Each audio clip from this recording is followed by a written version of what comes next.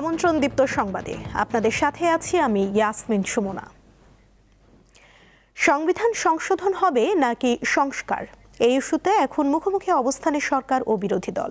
সরকারি দল বিএনপির প্রস্তাবিত বিশেষ সংসদীয় কমিটিকে ঘিরে চলছে বিতর্ক, আর আইনি বৈধতা নিয়ে প্রশ্ন তুলছেন বিরোধী দলের সদস্যরা। 2024 সালের 6 অক্টোবর অন্তর্বর্তী সরকারের গঠিত সংবিধান সংস্কার কমিশনের সুপারিশ এবং রাজনৈতিক ঐকমত্যের কথা বলে সংবিধান সংস্কার পরিষদ গঠনের সিদ্ধান্ত নেয় সরকার।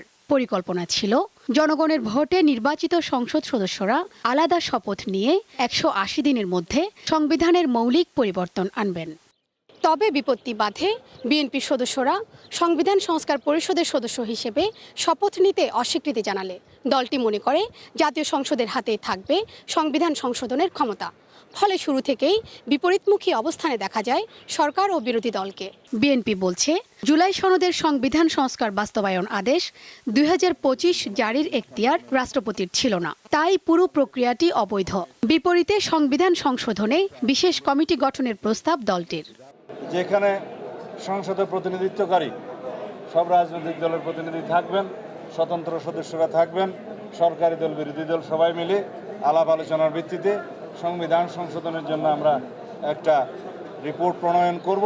সংসদে প্রস্তাবটি নীতিগতভাবে গৃহীত হলেও সদস্য সংখ্যার অনুপাত নিয়ে সরকারি দলের সাথে বিরোধী দলের মতানৈক্যের মধ্যে আটকে আছে কমিটি গঠন প্রক্রিয়া। এখানে আমাদের আহ্বান থাকবে যে দুই দিক থেকেই সমান সংখ্যক সদস্য নিয়ে যেন ওই কমিটি গঠিত হয়।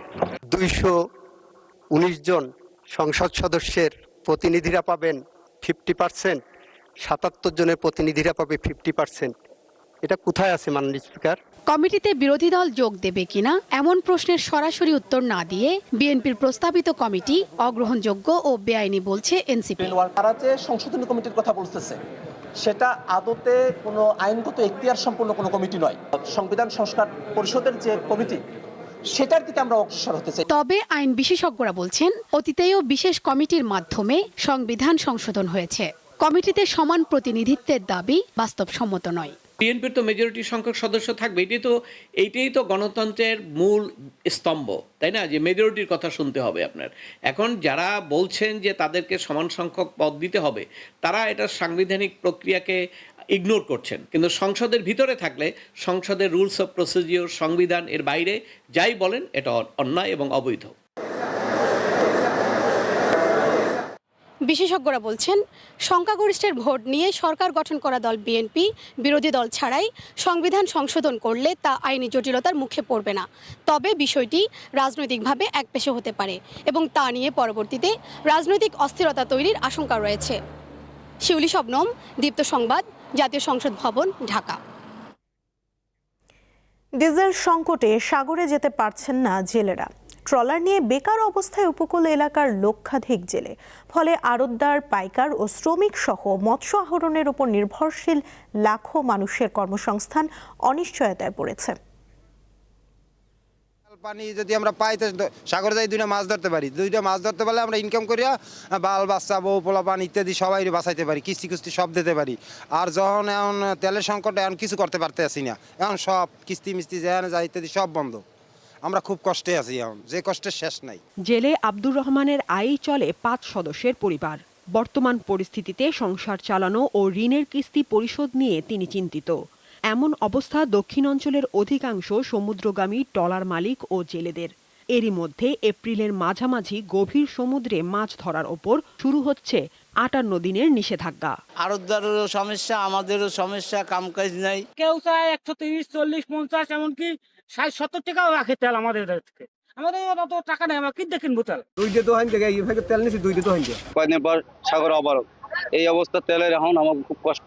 বঙ্গোপসাগর ও চরফ্যাশনের উপকূলীয় এলাকায় নদ নদীতে মাছ আহরণ 70 থেকে 80% কমে গেছে বলে দাবি করছেন জেলেরা। এতে সমুদ্র উপকূলীয় অঞ্চলের মৎস্য বন্দর ও মোকামগুলোতে স্থবিরতা দেখা দিয়েছে। যেখানে যাচ্ছে আমরা যেখান থেকে তৈরি নিতাম তার কাছে তৈরি নেই, যার কারণে আমাদের বোট সমুদ্রে পাঠাইতে পারতেছি না।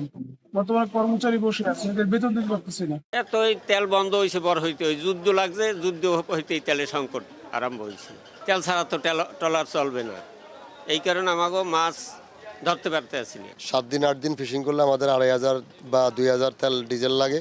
এই ডিজেলের সংকটে আমরা বেশি বিভ্রান্তির ভিতরে আছি, কোনো মাছ ধরতে পারতেছি না। জেলা মৎস্য বিভাগ জানিয়েছে মাছ ধরার নিষেধাজ্ঞা চলাকালীন সহায়তা পাবে জেলেরা। ডিজেল ক্রাইসিস সেন্ট্রাল ইস্যু, এটা এই মুহূর্তে আমার ঠিক জানা নাই।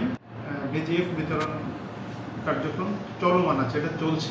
এর বাইরেও যে 4টা অভয়াশ্রম আছে, অভয়াশ্রমের সাথে একেবারে সংশ্লিষ্ট 24,000 জেলে যারা আশেপাশে গ্রাম, তাদের আলাদা আরেকটা খাদ্য সহায়তা প্রদান করা হবে। জ্বালানি সরবরাহ নিশ্চিত করা না গেলে সমুদ্রগামী মৎস্য খাতে বিপর্যয় নেমে আসার আশঙ্কা করছেন সংশ্লিষ্টরা। সাদিয়া চৌধুরী, দীপ্ত, বার্তাকক্ষ। সাপ্তাহিক ছুটির দিনে এবারে জানবো রাজধানীর কাঁচা বাজারের চিত্র। কারণ বাজার থেকে আমাদের সঙ্গে যুক্ত আছেন সহকর্মী সানজিদা প্লাবনী। প্লাবনী, বাজারে সবজির সরবরাহ কেমন দেখছেন, আর অন্যান্য নিত্যপণ্যের দাম নিয়েও আমাদের জানাবেন। সরবরাহ সম্পর্কে যদি আমি আপনাকে বলি সুমনা, আমি কারণ বাজারে এই মুহূর্তে অবস্থান করছি এবং কারণ বাজারে যেসব বিক্রেতারা রয়েছেন অধিকাংশ বিক্রেতার সাথে কিছুক্ষণ আগে আবার কথা হচ্ছিল এবং তারা আমাদেরকে যেটা জানিয়েছেন যে সরবরাহ কম থাকায় সবজির দাম আকাশ ছোঁয়া হয়েছে। আপনাকে আমি কিছু সবজির নাম বলছি তাদের কাছ থেকে আমরা জেনেছিলাম, ক্রেতা বিক্রেতা উভয়ের কাছ থেকে, যেই সবজি 160 টাকা কেজি দরে বিক্রি হচ্ছে সবজি কাকরোল, 80 টাকায় বেগুন, 70 টাকা পেঁপে, 120 টাকা করে বিক্রি হচ্ছে আসলে আপনার লাউ, ঢেঁড়স, ভেন্ডি। 80 থেকে 160-এর মধ্যে সব ধরনের সবজি আসলে বিক্রি হচ্ছে, যার ফলে ক্রেতারা বলছেন যে বিক্রেতারা নিজেরাই স্বীকার করছেন যে আসলে সরবরাহ কমের কারণে দাম বেড়েছে। তারপর পণ্যবাহী গাড়ির আনাগোনা কমের কারণে ইরান যুদ্ধের, তারা নিজেরাই বলছেন যে ইরান যুদ্ধের ফলে আসলে এই যে পণ্য গাড়ি সরবরাহ, তেলের যে সংকট, সেই সংকটের কারণে গাড়ি চলাচল কমে গিয়েছে, যার ফলে আসলে সরবরাহ কম হচ্ছে। সরবরাহ কমের ফলে আসলে দাম বৃদ্ধি পাচ্ছে। ক্রেতারাও কিন্তু বলছেন, কিছু সাধারণ ক্রেতার সাথে আমার কথা হয়েছিল, তারা কিন্তু আমাদেরকে যেটা জানিয়েছেন যে তারা যদি যে পরিমাণ টাকা তারা বাজারে নিয়ে আসছেন, যে হিসাব করে তারা বাজার করতে আসছেন, দেখা যাচ্ছে তার অর্ধেক বাজারও করতে পারছেন না। তারা বলছিলেন যে তাদের এই বাজার এখন নাভিশ্বাস হয়ে গিয়েছে। কিছু সবজি আমি আপনাকে কারণ বাজারে যে আমি এখানে অবস্থান করছি সেখানে যে সবজিগুলি বিক্রি হচ্ছে তার কিছুটা ভেতরে আমি এসেছি এবং এইখানে আসলে একদম সম্মুখভাগে যেই দরে বিক্রি হয় তার চেয়ে কিছুটা দাম কম এখানে বিক্রি হয়। এখানেও কিন্তু ওই দোকানিরা বা বিক্রেতারা বা ক্রেতারা বলছেন যে এখানেও দাম বৃদ্ধি পেয়েছে। আসলে কারণ বাজারে কোথাও কোনো কম দামে কোনো সবজি পাচ্ছেন না, সব সবজিরই দাম বৃদ্ধি পাচ্ছে। এবং আপনাকে আরও একটি জিনিস বলে রাখি, আদা, রসুন, পেঁয়াজের দাম কিন্তু অনেক দিন থেকেই একই পর্যায়ে ছিল, কিন্তু আদা, রসুন বা পেঁয়াজের দামের কথা আমরা জিজ্ঞাসা করেছিলাম বিক্রেতাদের, তারা বলেছেন যে এই সপ্তাহে কিন্তু সব আদা, রসুন, পেঁয়াজ সব কিছুরই দাম বেড়েছে। এভাবে আসলে সবজির বাজারে অস্বস্তি বিরাজ করছে, যারা ক্রেতা আছেন তারা বলছেন এবং বিক্রেতারাও বলছেন যে দাম বেশির জন্য তাদের ক্রেতাও কিন্তু আসলে কম কিনছেন, তাদেরও এক ধরনের ক্ষতির সম্মুখীন তারা হচ্ছেন বলে আমাদেরকে কিন্তু তারা জানিয়েছেন। সুমনা, আমার কাছে এই ছিল কারণ বাজারের সর্বশেষ পরিস্থিতি। লাবণী, ধন্যবাদ আপনাকে। সাভার, আশুলিয়া ও গাজীপুরের কয়েকটি এলাকার শিল্প কারখানা, আবাসিক ও সিএনজি রিফুয়েলিং স্টেশনে গ্যাস সরবরাহ বন্ধ রয়েছে। আজ সকাল 8টা থেকে আগামীকাল সকাল 8টা পর্যন্ত টানা 24 ঘন্টা গ্যাস সরবরাহ বন্ধ থাকবে বলে জানিয়েছে তিতাস। ঢাকা আশুলিয়া এলিভেটেড এক্সপ্রেসওয়ের নির্মাণ কাজের জন্য গ্যাসের পাইপলাইনের স্থানান্তরের কারণে এই সাময়িক দুর্ভোগের কথা উল্লেখ করে সংশ্লিষ্ট কর্তৃপক্ষ, এ সময় পাইপলাইন স্থানান্তর ও ইন্টারলিঙ্কিং কাজ চলবে। সাময়িক এই অসুবিধার জন্য দুঃখ প্রকাশ করেছে তিতাস গ্যাস কর্তৃপক্ষ।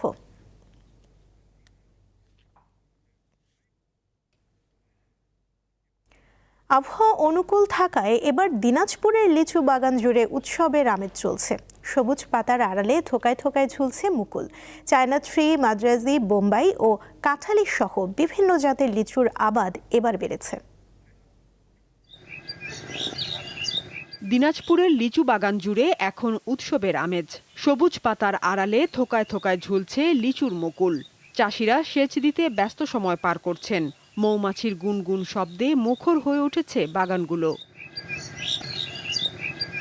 লিচুর জন্য খ্যাত দিনাজপুরের মাধববাটি, মাসিমপুর ও উলিপুর সহ বিভিন্ন এলাকায় এবার মুকুলের সমারোহ চোখে পড়ছে। পাশাপাশি চায়না 3, মাদ্রাজি, বোম্বাই ও কাঁঠালি সহ বিভিন্ন জাতের লিচু আবাদ হয়েছে ব্যাপকভাবে। এবার ইনশাআল্লাহ মুকুট মোটামুটি ভালোই আসে। আমাদের বাগানে যে মুকুট আসছে মোটামুটি ভালো, মাদ্রাজি আসে, বেদনা আসে, বোম্বাই আসে। দিনাজপুরে বর্তমানে মোট ৫,৪৮৪ হেক্টর জমিতে ছোট বড় মিলিয়ে 10,068টি লিচু বাগান রয়েছে। এর মধ্যে 3,225 হেক্টরে বোম্বাই, 1,990 হেক্টরে মাদ্রাজি, 709 হেক্টরে চায়না 3, 308 হেক্টরে বেদেনা, 128 হেক্টরে চায়না 2, 24.5 হেক্টরে কাঁঠালি এবং 0.26 হেক্টরে মুজাফফরি জাতের লিচু আবাদ করা হয়েছে। এবারে যে চৈত্র মাস মানে খরা সিজন, খরার জন্য আমরা যে নিচু গাছে গোড়ায় পানি দিতে হচ্ছে, বেড করে একই গাছে গোড়া বাঁধে পানি দিতে হচ্ছে, মেশিন দিয়ে সেচ দিচ্ছি যাতে একটু রস হয় আর কি। গত বছরের তুলনায় এবার মুকুল প্রায় দ্বিগুণ বলে জানিয়েছেন চাষিরা। কৃষি কর্মকর্তার পরামর্শ মেনে পানি ও জৈব সার ব্যবস্থাপনায় বেশি গুরুত্ব দিচ্ছেন তারা। লিচু যখন ফুল ফুটে যাবে, ফুল ফোটার পরেও একটি ছত্রাকনাশক এবং একটি কীটনাশক যাতে স্প্রে করে এই পরামর্শটি আমরা প্রদান করছি। সেই সাথে যখন ফল মোটরদানার মতো হবে তখন আমরা গাছের গোড়ায় যাতে পানির যদি সমস্যা থাকে সেক্ষেত্রে সেচের ব্যবস্থাপনা করার জন্য আমরা পরামর্শ দিচ্ছি। এবছর আবহাওয়া অনুকূলে থাকায় ফলন ভালো হওয়ার আশা করছেন লিচু চাষিরা। সাদিয়া চৌধুরী, দীপ্ত, বার্তাকক্ষ। আন্তর্জাতিক প্রসঙ্গ। বিশ্বের অন্যতম গুরুত্বপূর্ণ নৌরুট হরমুজ প্রণালী দিয়ে তেল পরিবহনে ইরানের কর্মকাণ্ড নিয়ে ক্ষোভ প্রকাশ করেছেন যুক্তরাষ্ট্রের প্রেসিডেন্ট ডোনাল্ড ট্রাম্প। ট্রুথ সোশ্যালে দেয়া এক পোস্টে ট্রাম্প হুঁশিয়ারি দিয়ে বলেন, হরমুজ প্রণালী দিয়ে যাওয়ার সময় তেলবাহী ট্যাঙ্কার থেকে ইরানের মাশুল আদায় এখনই বন্ধ করতে হবে। এছাড়া হরমুজ প্রণালীতে জাহাজ চলাচলের স্বাধীনতা ফিরিয়ে আনার বিষয়ে যুক্তরাষ্ট্রের প্রেসিডেন্ট ডোনাল্ড ট্রাম্প ও যুক্তরাজ্যের প্রধানমন্ত্রী কিয়ার স্টারমারের মধ্যে টেলিফোনে কথা হয়েছে। এদিকে ইসরায়েলের প্রধানমন্ত্রী বেনিয়ামিন নেতানিয়াহু জানান, লেবাননের সঙ্গে সরাসরি আলোচনায় বসতে যাচ্ছে তার সরকার। এই আলোচনার মূল লক্ষ্য ইরান সমর্থিত সশস্ত্র গোষ্ঠী হিজবুল্লাহর নিরস্ত্রীকরণ ও শান্তি প্রতিষ্ঠা।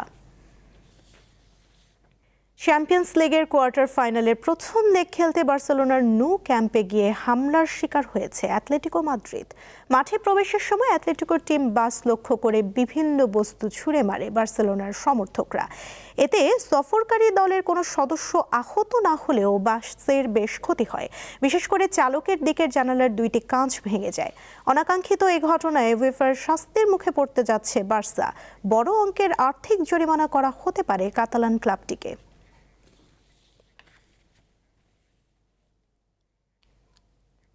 এই ছিল এখনকার মতো। পরবর্তী সংবাদ বেলা 12টায় দেখার আমন্ত্রণ রইল। এছাড়া আরও তথ্য পেতে যুক্ত থাকুন দীপ্ত ডিজিটাল প্ল্যাটফর্মের সাথে। ধন্যবাদ সবাইকে।